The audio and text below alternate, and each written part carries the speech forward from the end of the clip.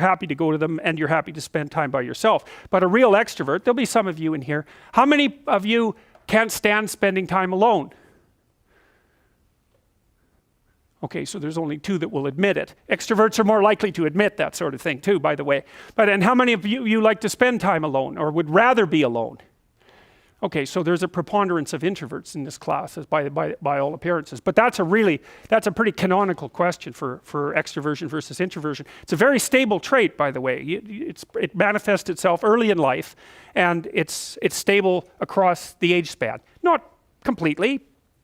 Introverts can learn to be extroverted. The extroverts can learn to spend time on their own. I think that actually your capacity to expand your ability past the initial constraints of your biological temperament is something like the development of character or wisdom.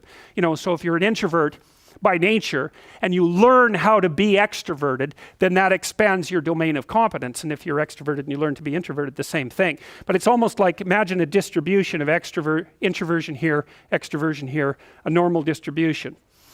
You're set, when you're young, at somewhere along that distribution with some range around it. And I think what you do as you mature, if you develop your skills, is you expand that range, but you're set, the place at which you're set doesn't move that much. So, okay, so you can think about them as sub-personalities. You can think about them as frames of reference. So frame of reference would be something like, well, since you're extroverted, you value being with people. And so you're going to look at the world.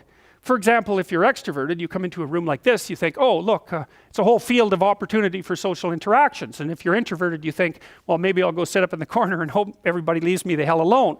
But so it's an a priori set of perceptual structures that you bring to bear on a whole sequence of environments. So for example, maybe you're high in openness versus low in openness. That's the creativity dimension. People who are high in openness tend to be artists and entrepreneurs. And open people will look at other people as opportunities to engage in interesting intellectual conversations. And so you can tell when you're talking to someone open, especially if they're very high in openness, because they're going to want to talk to you about ideas or about aesthetics. That's what it's going to go right away. So that's how they view you, as a source of that sort of conversation. That's how they view the landscape. Someone who's high in neuroticism, which is a negative emotion dimension, is more likely to view the world as a place of threats to be protected against, because they're more anxious and more prone to emotional pain. So anyway, so that's the frame of reference issue. So there's something about your underlying fundamental psychological traits that determine, or influence at least, your value structures. And they do it at the level of perception. They also tend to set your goals. So extroverted people have as one goal the opportunity to engage with other people. So extroverts love parties. They live for parties. They love to tell jokes as well. That's a very good behavioral marker of extroversion.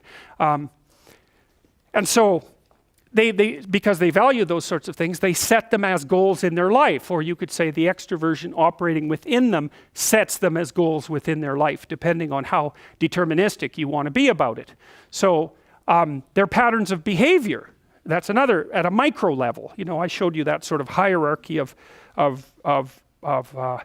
value / frames of references that ranged from micro behaviors up to high order abstractions. You can extract out personality by looking at people's micro actions as well. And one of the papers that I want you guys to read that's on the course website has to do with our investigation into behavioral markers of the big 5 traits. Yep.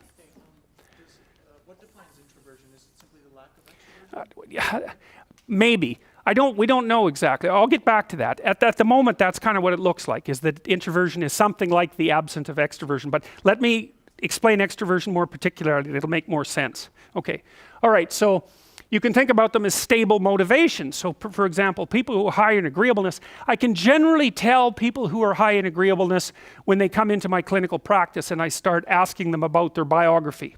Because my experience has been that people who are agreeable will tell you their biography defined by relationships they've had over their life.